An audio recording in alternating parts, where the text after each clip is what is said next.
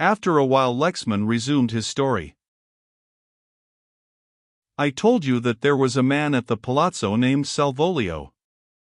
Salvolio was a man who had been undergoing a life sentence in one of the prisons of southern Italy. In some mysterious fashion he escaped and got across the Adriatic in a small boat. How Cara found him I don't know. Salvolio was a very uncommunicative person. I was never certain whether he was a Greek or an Italian. All that I am sure about is that he was the most unmitigated villain next to his master that I have ever met. He was a quick man with his knife, and I have seen him kill one of the guards whom he had thought was favoring me in the matter of diet with less compunction than you would kill a rat. It was he who gave me this scar. John Lexman pointed to his cheek. In his master's absence he took upon himself the task of conducting a clumsy imitation of Cara's persecution. He gave me, too, the only glimpse I ever had of the torture poor Grace underwent. She hated dogs, and Cara must have come to know this, and in her sleeping room she was apparently better accommodated than I. He kept 4 fierce beasts so chained that they could almost reach her. Some reference to my wife from this low brute maddened me beyond endurance, and I sprang at him. He whipped out his knife and struck at me as I fell, and I escaped by a miracle. He evidently had orders not to touch me, for he was in a great panic of mind, as he had reason to be, because on Cara's return he discovered the state of my face, started an inquiry, and had Salvolio taken to the courtyard in the true Eastern style and bastinadoed until his feet were pulp. You may be sure the man hated me with a malignity which almost rivaled his employer's. After Grace's death Cara went away suddenly, and I was left to the tender mercy of this man. Evidently he had been given a fairly free hand. The principal object of Cara's hate being dead, he took little further interest in me, or else wearied of his hobby. Salvolio began his persecutions by reducing my diet. Fortunately I ate very little. Nevertheless the supplies began to grow less and less, and I was beginning to feel the effects of this starvation system when there happened a thing which changed the whole course of my life and opened to me a way to freedom and to vengeance. Salvolio did not imitate the austerity of his master, and in Cara's absence was in the habit of having little orgies of his own. He would bring up dancing girls from Durazzo for his amusement and invite prominent men in the neighborhood to his feasts and entertainments, for he was absolutely lord of the palazzo when Cara was away and could do pretty well as he liked. On this particular night the festivities had been more than usually prolonged, for as near as I could judge by the daylight which was creeping in through my window it was about 4 o'clock in the morning when the big steel-sheeted door was opened and Salvolio came in, more than a little drunk. He brought with him, as I judged, one of his dancing girls, who apparently was privileged to see the sights of the palace. For a long time he stood in the doorway talking incoherently in a language which I think must have been Turkish, for I caught 1 or 2 words. Whoever the girl was, she seemed a little frightened. I could see that, because she shrank back from him though his arm was about her shoulders and he was half supporting his weight upon her. There was fear, not only in the curious little glances she shot at me from time to time, but also in the averted face. Her story I was to learn. She was not of the class from whence Salvolio found the dancers who from time to time came up to the palace for his amusement and the amusement of his guests. She was the daughter of a Turkish merchant of Scutari who had been received into the Catholic Church. Her father had gone down to Durazzo during the First Balkan War, and then Salvolio had seen the girl unknown to her parent, and there had been some rough kind of courtship which ended in her running away on this very day and joining her ill-favored lover at the palazzo. I tell you this because the fact had some bearing on my own fate. As I say, the girl was frightened and made as though to go from the dungeon. She was probably scared both by the unkempt prisoner and by the drunken man at her side. He, however, could not leave without showing to her something of his authority. He came lurching over near where I lay, his long knife balanced in his hand ready for emergencies, and broke into a string of vituperations of the character to which I was quite hardened. Then he took a flying kick at me and got home in my ribs, but again I experienced neither a sense of indignity nor any great hurt. Salvolio had treated me like this before and I had survived it. In the midst of the tirade, looking past him, I was a new witness to an extraordinary scene. The girl stood in the open doorway, shrinking back against the door, looking with distress and pity at the spectacle which Salvolio's brutality afforded. Then suddenly there appeared beside her a tall Turk. He was grey-bearded and forbidding. She looked round and saw him, and her mouth opened to utter a cry, but with a gesture he silenced her and pointed to the darkness outside. Without a word she cringed past him, her sandalled feet making no noise. All this time Salvolio was continuing his stream of abuse, but he must have seen the wonder in my eyes, for he stopped and turned. The old Turk took one stride forward, encircled his body with his left arm, and there they stood grotesquely like a couple who were going to start to waltz. The Turk was a head taller than Salvolio and, as I could see, a man of immense strength.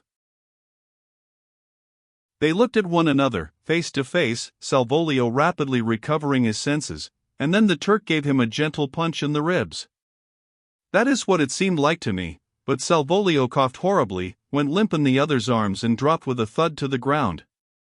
The Turk leant down soberly and wiped his long knife on the other's jacket before he put it back in the sash at his waist.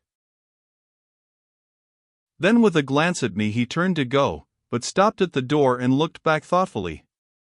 He said something in Turkish which I could not understand, then he spoke in French. "Who are you?" he asked. In as few words as possible I explained.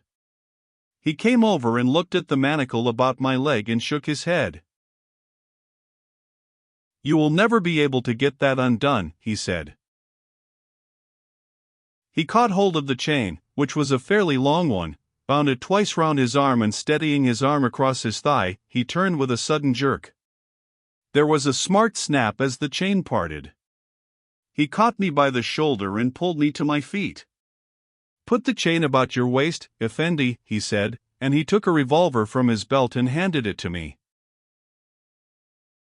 "You may need this before we get back to Durazzo," he said. His belt was literally bristling with weapons. I saw 3 revolvers beside the one I possessed, and he had evidently come prepared for trouble. We made our way from the dungeon into the clean-smelling world without. It was the second time I had been in the open air for 18 months and my knees were trembling under me with weakness and excitement. The old man shut the prison door behind us and walked on until we came up to the girl waiting for us by the lakeside. She was weeping softly and he spoke to her a few words in a low voice and her weeping ceased.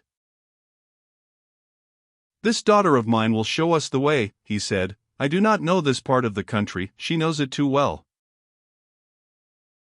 To cut a long story short, said Lexman, we reached Durazzo in the afternoon. There was no attempt made to follow us up and neither my absence nor the body of Salvolio were discovered until late in the afternoon.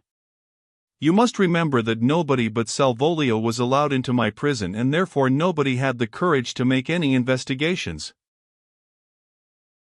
The old man got me to his house without being observed, and brought a brother-in-law or some relative of his to remove the anklet. The name of my host was Hussein Effendi. That same night we left with a little caravan to visit some of the old man's relatives. He was not certain what would be the consequence of his act, and for safety's sake took this trip, which would enable him if need be to seek sanctuary with some of the wilder Turkish tribes, who would give him protection. In that 3 months I saw Albania as it is. It was an experience never to be forgotten. If there is a better man in God's world than Hayabam Hussein Effendi, I have yet to meet him. It was he who provided me with money to leave Albania.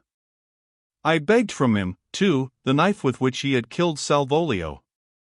He had discovered that Kara was in England and told me something of the Greeks' occupation which I had not known before. I crossed to Italy and went on to Milan.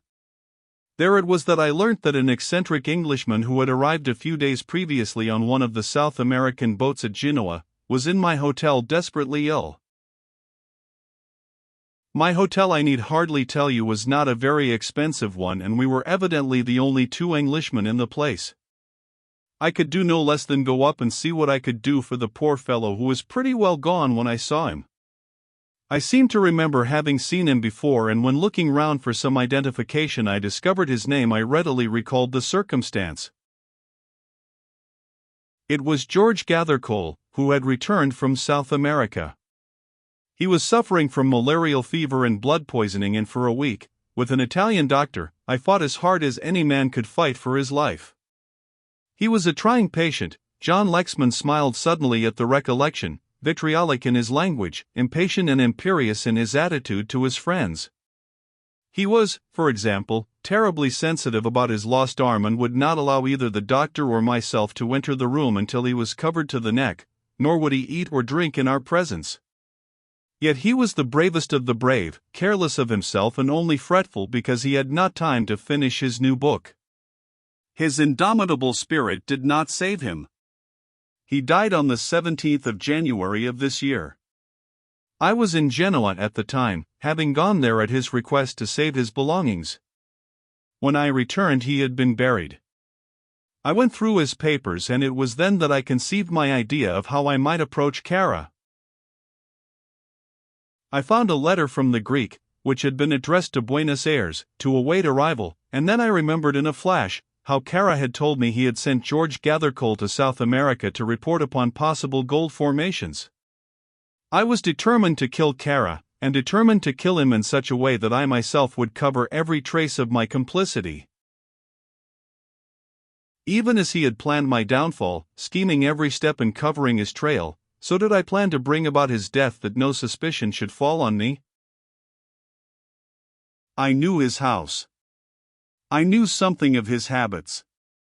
I knew the fear in which he went when he was in England and away from the feudal guards who had surrounded him in Albania.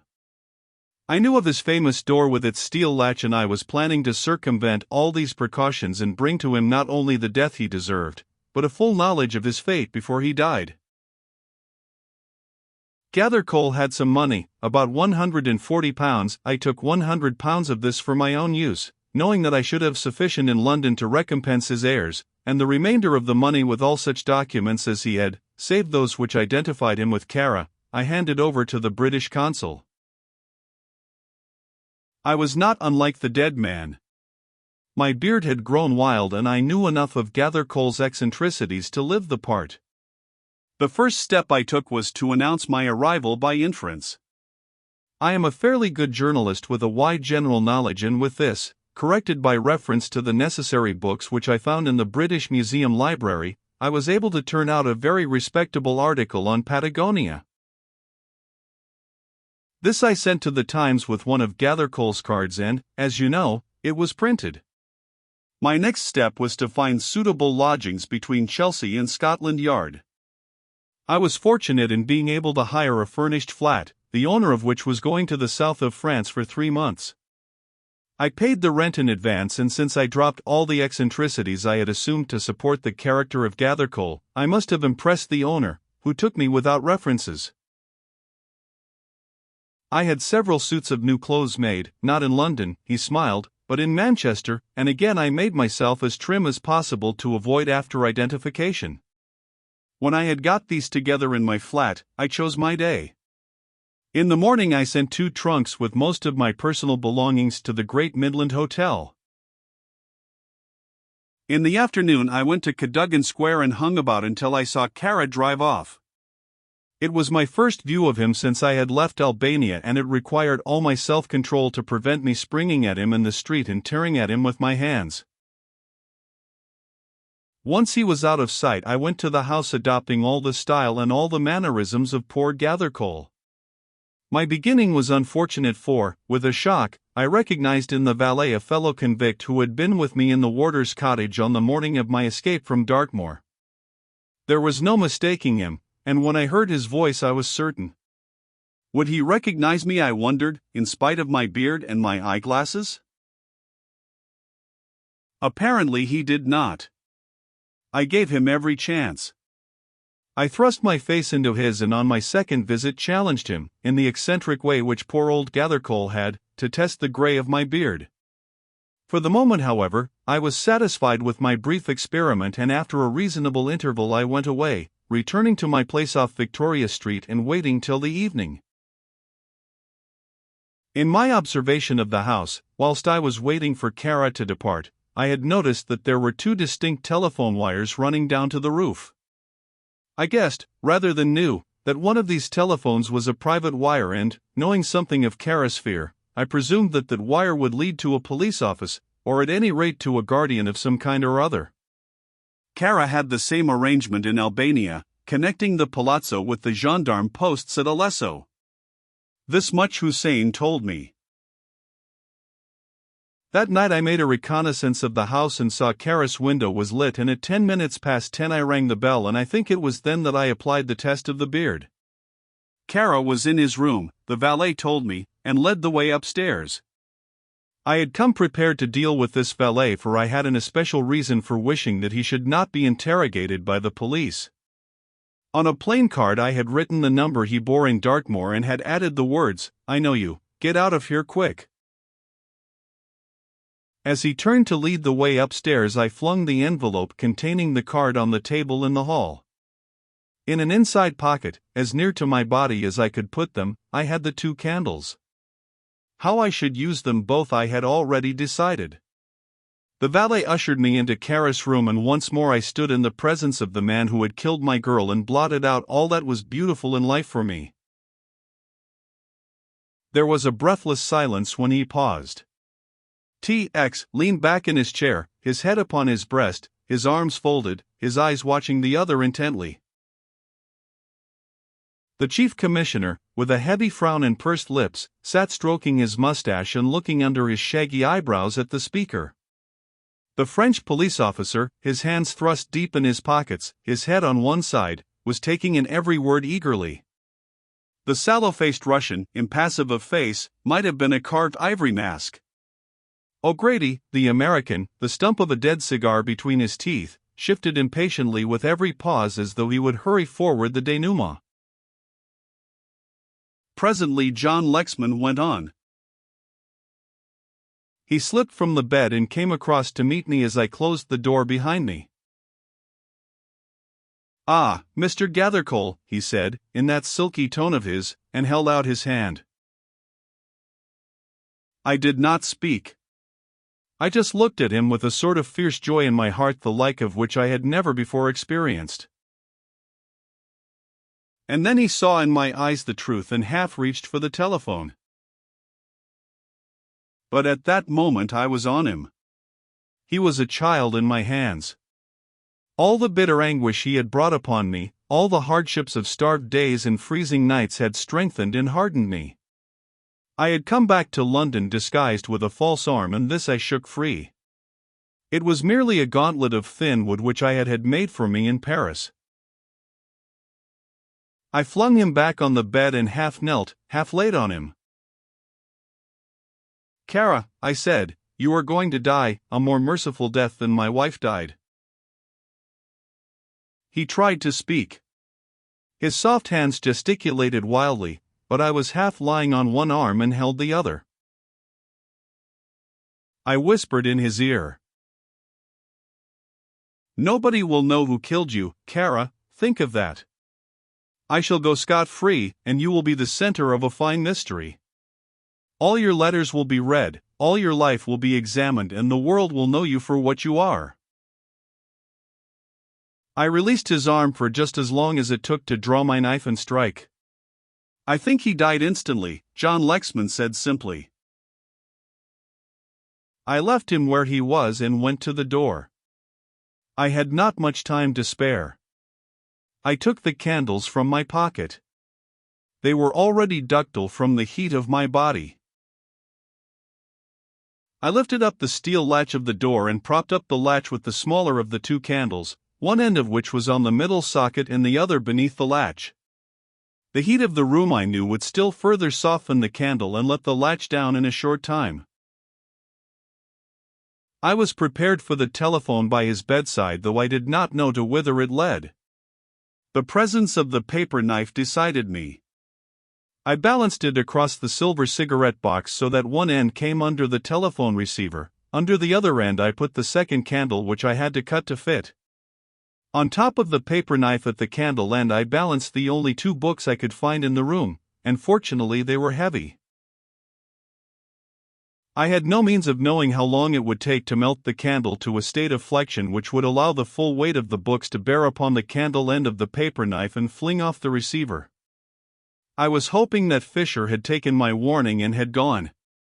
When I opened the door softly, I heard his footsteps in the hall below.